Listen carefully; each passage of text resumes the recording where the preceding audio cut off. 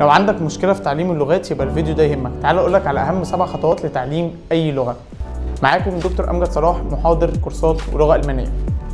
اول خطوة معاك ايمانك بالله سبحانه وتعالى اللي انت تقدر تتعلم اللغة دي. تاني خطوة معاك اللي انت تضع هدف من تعليمك في اللغة دي، سواء كانت شغل او سفر.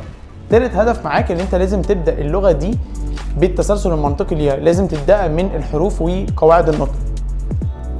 الخطوة رقم 4 لازم اللي انت تمشي في التسلسل المنطقي لتعليم اللغة دي. لازم اول مهارة معاك اللي هي الاستماع الهوغن، المهارة رقم 2 القراءة الليزن، المهارة رقم 3 المحادثات سبريشن، مهارة رقم 4 الكتابة الشغايبر.